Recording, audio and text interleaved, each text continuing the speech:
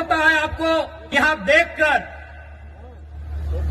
दुख हमें झारखंड के लोगों को भी देखकर होता है, लेकिन आपके लिए वो दुख थोड़ा ज्यादा इसलिए होता है कि जैसा भी सही जमशेदपुर वालों को झारखंड मिला, सरायकेला वालों को झारखंड मिला, धनबाद वालों को झारखंड मिला, बोकारो वालों को झारखंड मिला, हजारीबाग गिरिडीह को झारखंड मिला, रामगढ़ को झारखंड मिला, रांची को झारखंड मिला, लेकिन झारखंड बनने का हकदार और झारखंड में शामिल होने का हकदार पुरुलिया, झारग्राम, बांकुड़ा के लोग भी रखते थे। आज बिल्कुल इस बात का अफसोस आपकी आंखों में भी झलक रहा है और हमें भी झलकता है। जो आंदोलन कोयलांचल में था, जो आंदोलन लोहांचल में था, कोयलांचल यानी हमारा जो कोलियरी कोयला का क्षेत्र है, धनबाद, बोकारो, गिरिडीह, हजारीबाग का हिस्सा, और लोहांचल यानी जमशेदपुर का क्षेत्र, वही आंदोलन आपके जंगल महल में भी था। जो त्याग कोयलांचल वालों ने किया था, जो त्याग लोहांचल वालों ने किया था, वही त्याग जंगल महल वालों ने भी किया था। लेकिन आज कोयलांचल वालों को, लोहांचल वालों को कहने के लिए झारखंड मिला, हालांकि अधिकार वहां भी उनको नहीं है। आज भी वहां उनको मजदूरी के लिए तरसना पड़ता है। उनकी जमीनों में कोयला, उनकी जमीनों में अभ्रक, उनकी जमीनों में लोहा, उनकी जमीनों में लगभग 80 प्रकार के मिनरल्स पाए गए हैं, लेकिन आज उन्हें नौकरी के लिए तरसना पड़ता है। लेकिन हाँ, उनके पास कहने के लिए है, हमारे काछे ए शब्द अच्छे कि हमरा झारखंड, हमरा पवाली झारखंड, लेकिन आपके पास वह भी कहने को नहीं है कि हमारे पूर्वजों ने, हमारे बाप दादा ने जो आंदोलन किया था, जो संघर्ष किया था, उसके बदले आप उस झारखंड का हिस्सा नहीं बन पाए। तो कहीं ना कहीं इसमें भी साजिश है, साजिश है, बहुत बड़ी साजिश है। तो इसलिए नई पीढ़ी को यह प्रण लेना होगा कि हमारे पूर्वजों ने आंदोलन को जहां लाकर छोड़ा है, वो विरासत जो हमें देकर गए हैं, उस विरासत को यहां से फिर से हमें लेकर जाना होगा। क्या आप तैयार हैं? कि जंगल महल की गलियों से एक आवाज आया है, जंगल महल की गलियों से एक आवाज आया है, उठो नौजवानों, फिर से इनकलाब आया। क्या आप तैयार हैं? और देखिए नौजवानों, मेरे भाइयों, हम जिस रास्ते में चलने जा रहे हैं, जो कार्य हम करने जा रहे हैं, मानते हैं आसान नहीं है, एक काजटा सरल नहीं आछे, किंतु असंभव भी नहीं है। मानते हैं वो काम आसान नहीं है, वो काम सरल नहीं है, लेकिन वो असंभव भी नहीं है। आज हमारे समाज का जो मांग है शेड्यूल ट्राइब इंक्लूजन का, आज ये लड़ाई भी, आज ये मांग भी परसों नहीं दशकों पुरानी है। इसलिए एक बात हमेशा याद रखिए, आज चाहे सामाजिक आंदोलन हो या किसी प्रकार का आंदोलन हो, जो लोग अगुवाई कर रहे हैं, जो लोग लड़ रहे हैं, शायद वो कल नहीं होंगे, आज हम लोग भी कल नहीं होंगे, लेकिन आपका समाज, हमारा ये बृहद समाज जो हजारों लाखों साल पुरानी परंपरा और संस्कृति से परिपूर्ण है, वो समाज रहेगा। इसलिए आपको उस बागडोर को, उस विरासत को अपने हाथों में लेकर आगे बढ़ना है। मैं आप सभी से कहना चाहूंगा,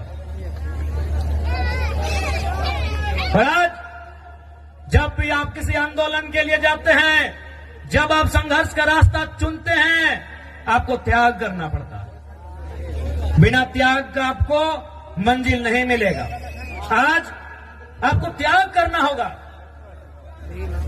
आप कहेंगे कि हमें भोग का रास्ता भी चुनना है, हमें ऐसो आराम का भी रास्ता चुनना है, और हमें मंजिल की ओर भी जाना है, हमें अपने सपनों को भी साकार करना है, तो संभव नहीं, आपको त्याग करना होगा। आज का समय त्याग का है, और जो नौजवान त्यागी बनकर इस रास्ते में आएंगे, तभी हमारा समाज उत्थान की ओर जाएगा। इसलिए इस पीढ़ी को तो त्यागी बनना होगा।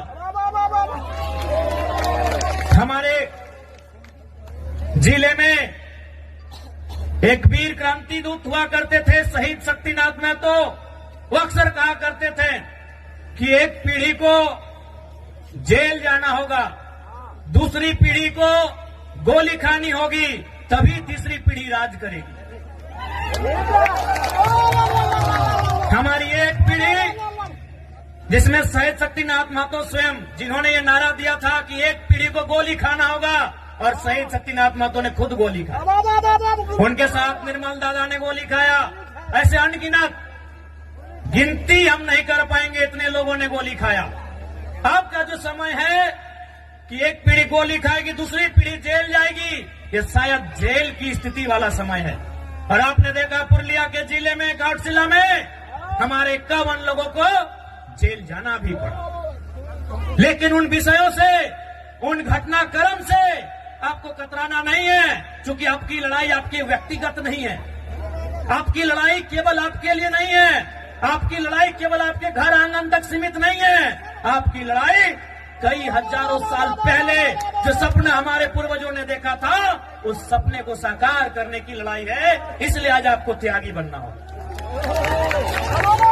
इसलिए आज आपको त्यागी बनना होगा। और एक बात याद रखिएगा, जो संघर्ष को चुनते हैं वही सफलता के करीब जाते हैं। आज का समय संघर्षों का समय है मेरे भाइयों। जो भी पर्व हम लोग मनाते हैं उसका एक संदेश होता है। हमारे जो तो पर्व आछे, जो तो त्योहार आछे, ওদের ভিতর একটা মেসেজ আছে, সন্দেশ আছে কি আর মানে কি, এই কাজটা আমাদের পূর্বজ কি জন্য করেছে, এই কাজটা কেনে, এই বরদ খুঁটা কেনে, এই কাড়া খুঁটা কেনে, এই টুসু কেনে, এই করম কেনে, এই জিতিয়া পরব কেনে, এই কোনো না কোনো ওদের ভিতরে একটা মেসেজ আছে। তো বরদ খুঁটার মানে কি সবাই জানি कि আমরা चासा लोग माने की न सावन महीना का जो समय होता है हम वो खेती बाड़ी करते हैं, धान लगाते हैं, हार जोतते हैं। इधर भी वही टाइम होता है ना। अब मार्च में नहीं ना करते हैं, मैं 2-4 खेत देखे थे हमारी तरफ। यानी हम सावन महीना, जिसे हम लोग अंग्रेजी के कैलेंडर में जुलाई अगस्त के आसपास कहेंगे, यानी उस समय हम क्या करते हैं, हल चलाते हैं और खेत में धान लगाते हैं, और मूल हमारा संबंध धान से। उसके बाद का जो समय होता है सितंबर आधा, अक्टूबर पूरा और थोड़ा सा नवंबर, यानी 1.5-2 महीना क्या होता है कि हमारा जो बरद है, काड़ा है, उसको रिलैक्स हो जाता है। तो भाई रिलैक्स हो जाता है तो उसको हम लोग क्या करते हैं, इस त्योहार में उसको पहले तेल लगाते हैं। हमरा की गोरी वाक्य तेल मखाए कहे ना, तेल किसको मखाया जाता है, लगाया जाता है, जो थका हारा होता है। आज के यदि हमारे घरे यदि बाड़ी कोनो पहुना आसे, कोनो कुटुंब आसे, तो हम उनको क्या करते हैं कि बैठिए थोड़ा तेल लगा देते हैं, भाई आप बहुत दूर थक के आए हैं। तो तेल किसको लगाया जाता है, जो थका होता है। तो हमारा जो बरद है, काड़ा है, ये सावन महीना में इसको जोतते नारते ये थोड़ा थका है। अब इसको तेल लगा के बोल रहे भाई थोड़ा सा तुम अब तंदुरुस्त हो जाओ, तुम थोड़ा सा फिट फाट हो जाओ। कहे न फिर अब आ रहा है कार्तिक और अगन का महीना कि धान काटना है और फिर तुमको काड़ा गाड़ी में लोड करके घर पहुंचाना है। अब धान काटने के बाद फिर बरद गाड़ी में लोड करके घर भी